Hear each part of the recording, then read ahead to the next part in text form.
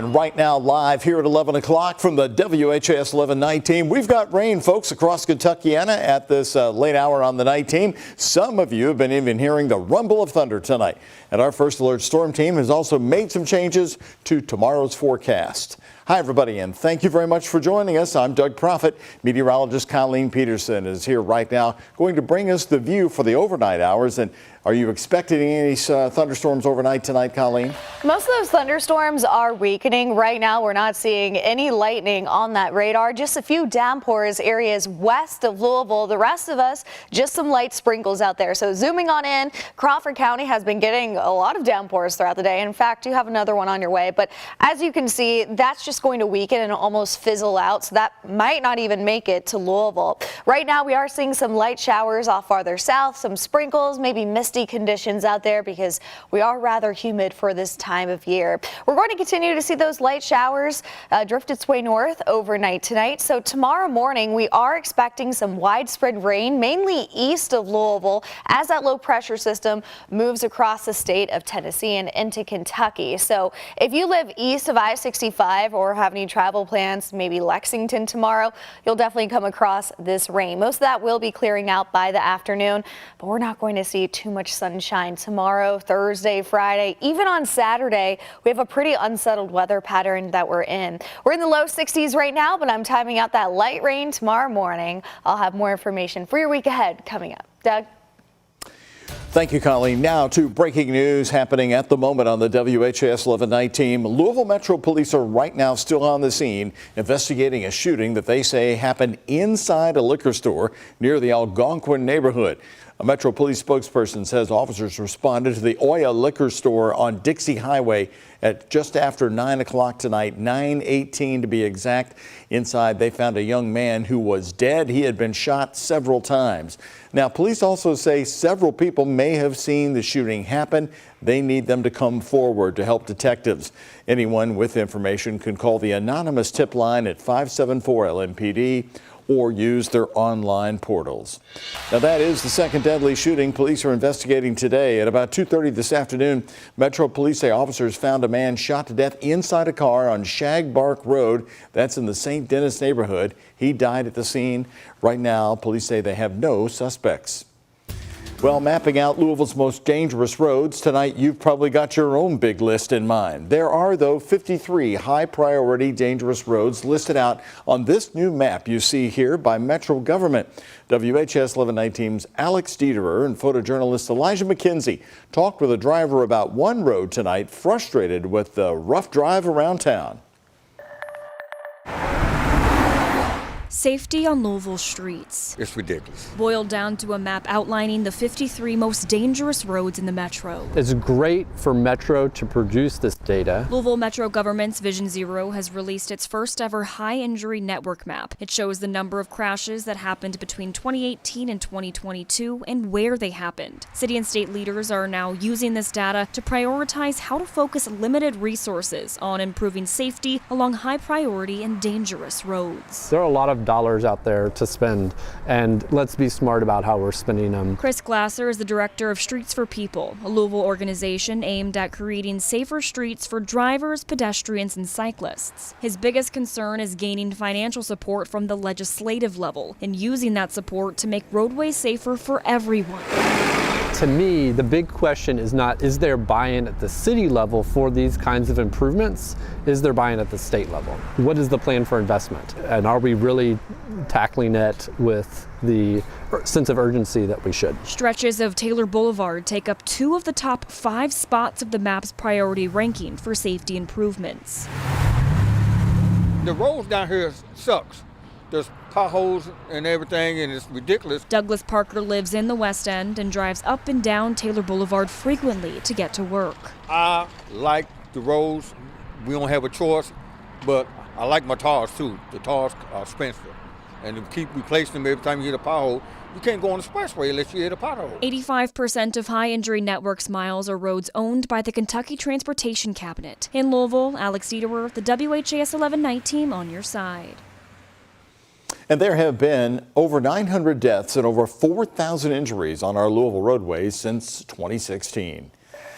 Well, Steve Lawson, one of the men accused in Bardstown's most high-profile murder mysteries, the Critchell Rogers case, is now asking a judge to dismiss his charges. In a motion filed today, Lawson's attorney claims Lawson was promised immunity in exchange for his testimony, but the state is going back on its offer by charging him with conspiracy to commit murder and evidence tampering. The attorney says Lawson was interviewed by local investigators in 2015 and then the FBI in 2020. And then testified to a grand jury in 2023, all in exchange for a promise of immunity.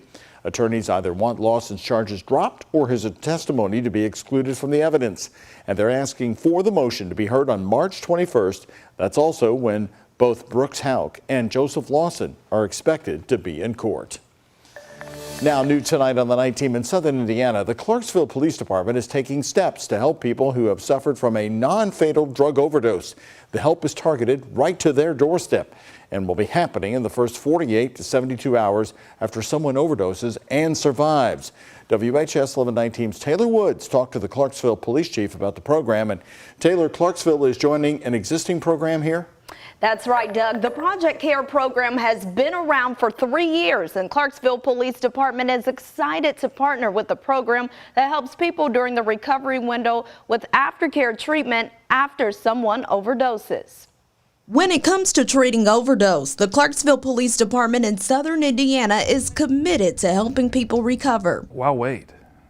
There's no reason to wait. That's why the police department has partnered with Project CARE, which stands for Collaborative Access to Recovery Engagement, where resources are given within the first 48 to 72 hours after someone overdoses. The last thing we want to do is go back and have to see somebody Narcan a second time or a third time, or see a family member who's suffering and just begging for help. Project CARE employees go out with law enforcement with a Leave Behind kit filled with Narcan, a resource guide, and harm reduction resources. Just most of the time they don't know where to go. This program is designed to help us figure out the best path to send people for all these resources. Project CARE has been around since 2021, serving Jeffersonville with a 74% success rate, connecting people to care post-overdose and substance use. And because of that success, we wanted to replicate that into other communities, which is where the partnership with Clarksville Police Department really came in. They're literally meeting people where they're at with food, transportation, medical, and harm reduction resources, anything someone might need. Whenever they are ready, or if they do have questions about things, or if they do need additional Narcan, or if they don't know where to go for something, that's why we're here. Lessening the burden of those in need. We're looking for any angle we can to help these type people who are in need. And Clarksville Police Chief Nathan Walls says that the Project CARE program will be up and rolling as soon as next week. And if anyone needs help with substance use disorder, contact Project CARE's hotline at 812-206-9000. In studio, Taylor Woods, WHAS 11 Night Team, on your side. Taylor, thank you very much. Well, for the first time, we are hearing some of the 911 calls that came into Louisville Metro Emergency Services last Friday afternoon after a crash that left that semi-truck dangling right off the 2nd Street Bridge. Semi-tractor trailer is hanging over the bridge. We need people right now. Jesus, okay. I work for Cisco Foods. I just had an alert that one of my drivers ran their truck off the bridge. Yes, we have fire department and EMS already there. Yep. Okay. One of the firefighters already on the scene, of course, was Bryce Carden, who has now received national attention for rescuing the driver of that truck. Carden spoke to WHAS 11 News today about the rescue, in which he rappelled down to the truck, cut the driver out of her seatbelt, and then got her safely into that harness so they could be lifted to safety. He says he's received a lot of attention since the rescue on Friday. It's been a wild few days. My phone has finally stopped ringing and calmed down just a little bit, but it's been overwhelming support, and I can't thank everybody enough for reaching out, and there's a lot of good that has came from it, and I've spoke on before. There's with a lot of negativity going on, this is something positive that I think a lot of people need right now to cling to. Carden emphasized he couldn't have done the job without the help of his Louisville firefighting team. Meantime, he's also a big UK fan, and UK is hosting he and his wife, for tomorrow's night 9 p.m. game against Vanderbilt in Rupp Arena. He and his wife, Caitlin, will be sitting behind Coach John Calipari. New tonight, a proposal aimed at school safety in Kentucky has now passed the Kentucky Senate. Senate Bill number 2 builds on a law passed in 2019 requiring a school resource officer on every public school campus. This bill from Senator Max Wise of Kentucky proposes allowing former military, federal agents, and retired state troopers to work in schools. They would be armed employees working in the schools, but they wouldn't be able to make arrests. The bill also includes increased suicide prevention and awareness and directs the Department of Education to provide training on childhood trauma. The proposal now goes to the Kentucky House for consideration. A House committee in Frankfort has approved an oversight task force for JCPS, but not without hearing passionate opposition from the superintendent, Marty Polio. The task force would review districts with more than 75,000 students. JCPS is the only district in the state that meets that qualification. The group would also explore options for splitting up the district. Polio says even having these discussions is costing the state valuable time and resources. The challenges, and the commission will find this, that it is an impossibility to do. It is an absolute impossibility to do with just amazing inefficiencies that will happen. That will be found. Polio believes that there are 3 priorities facing our schools right now: teacher vacancies, bus driver vacancies, and student attendance. He says that's what the committee should be worried about at the moment. All new right here at 11 o'clock. 60 years ago today, Dr. Martin Luther King Jr. joined 10,000 people at the Kentucky Capitol for the March on Frankfort. Decades later, another march was held today to reenact the historic event. Activists today say while progress has been made, the fight for justice and civil rights continues. Farron Foster, who is with our ABC affiliate, WTVQ in Lexington, talked with some of them. We're here. Mount Sterling NAACP was here in 1964, and 60 years later, Mount Sterling is still here. March 5th, 1964, Dr. Martin Luther King, alongside baseball legend Jackie Robinson, led more than 10,000 people in a peaceful freedom march to the steps of the Kentucky State Capitol. 60 years later, here in Kentucky, the work is not done. We have to talk about race. We can't suppress those conversations. Are they uncomfortable? Very much so. But why are we still talking about them? That's the question at hand. Organizers of the modern-day Frankfort Freedom March say race is no longer the sole issue. Ironically, we're still marching to pay homage, but we're still marching for legislative change as well. Some Kentucky bills in this legislative session, organizers say, discriminate certain groups beyond race. Today's march at the Capitol sending a message. We're marching to let them know that we do see you and we do hear you, and this movement has not ended yet, and we will keep the march going, and we will keep progressing forward.